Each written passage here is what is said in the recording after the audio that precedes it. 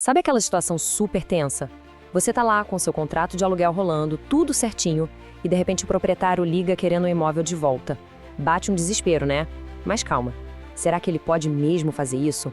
Vamos entender juntos o que a lei do inquilinato diz de verdade sobre essa história toda. Pois é, essa é a grande dúvida que tira o sono de muita gente, tanto de quem aluga quanto de quem é dono do imóvel. A resposta não é um simples sim ou não, e são os detalhes da lei que fazem toda a diferença para proteger o direito de cada um. Então, para ir direto ao ponto, a regra geral é um grande e sonoro não. O proprietário não pode, simplesmente por vontade própria, pedir o imóvel de volta antes do contrato acabar. A lei foi feita para proteger a estabilidade de quem mora no imóvel. A parte mais interessante, claro, são as exceções. E é nessas exceções que a gente vai mergulhar agora. Para a gente não se perder, olha só nosso roteiro. Primeiro, vamos falar da regra de ouro, a base de tudo. Depois, do direito que o inquilino tem de sair. Aí sim, vamos ver quando o proprietário pode pedir o imóvel. Também vamos falar dos prazos do contrato e, por último, o que rola se o imóvel for vendido no meio do caminho. Ok, vamos começar pelo começo, pelo pilar de qualquer contrato de aluguel, o princípio da estabilidade. É ele que garante ao inquilino o direito de ficar tranquilo no imóvel durante todo o prazo que foi combinado. E olha, isso não é só um costume não. Está escrito na lei, preto no branco. O artigo 4º da Lei do Inquilinato é super claro. Ele basicamente diz que o locador tem a obrigação de respeitar o contrato até o fim. Essa é a base da segurança para quem aluga. Agora, o que é bem interessante aqui é essa diferença que a lei cria. Dá uma olhada. O locador, o proprietário, é obrigado a cumprir o prazo. Ponto final. Já o locatário, o inquilino, tem mais flexibilidade. Ele pode sair antes. Claro, desde que pague a multa combinada, como a gente vai ver. E isso já puxa o nosso próximo ponto. Se o inquilino pode sair antes, como é que funciona? A palavra-chave aqui é proporcional. A multa não é um valor fixo, ela depende do tempo. O cálculo é bem mais fácil do que parece. Vamos usar um exemplo prático. Digamos que a multa total combinada seja de 3 aluguéis, o que daria R$6.000. O contrato é de 30 meses. Se o inquilino já cumpriu 20 meses, faltam só 10 para acabar, certo? Esses 10 meses são 1/3, ou 33% do contrato todo. Então, a multa vai ser 33% dos 6.000, que dá R$2.000. Ou seja, quanto mais tempo a pessoa fica, menor a multa. Simples assim.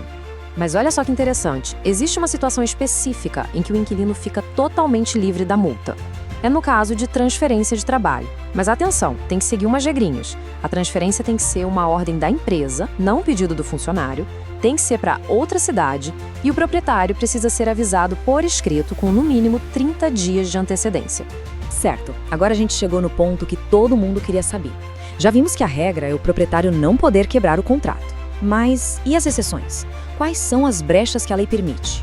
O nome técnico para isso é denúncia cheia. Para ficar fácil, pensa que é como se fosse uma quebra de contrato com justa causa. Não é só o proprietário querer o imóvel de volta. Ele precisa ter um motivo muito forte, um motivo que a própria lei reconhece como válido. E os motivos são esses aqui.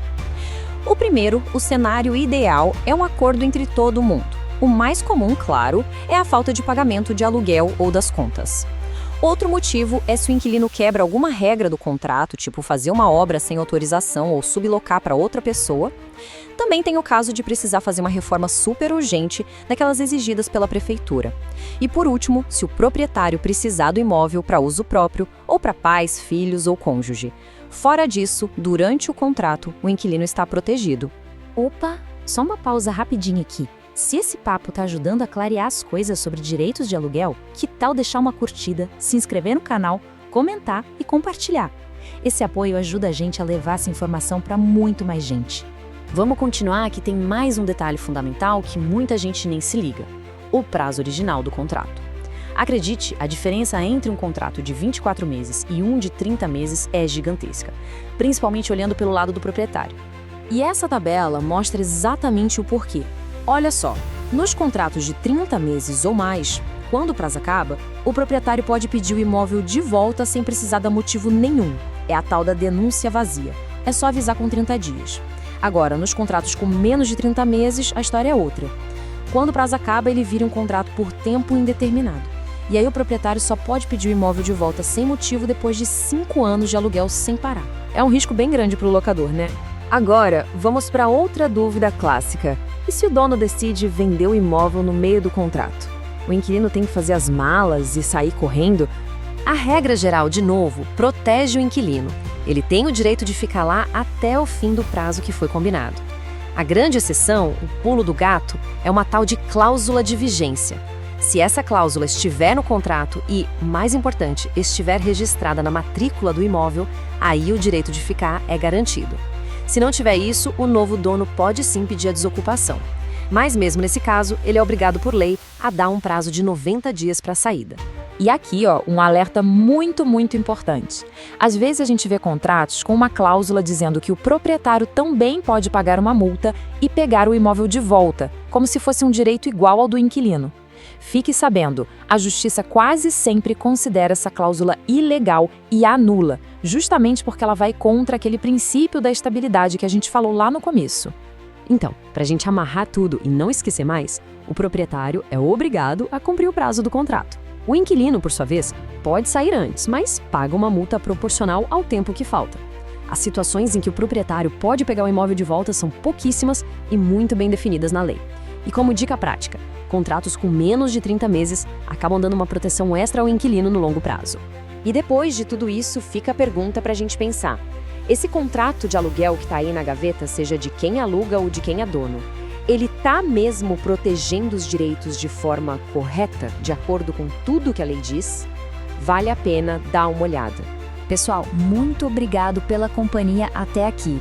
Se gostou do assunto, explore o nosso canal.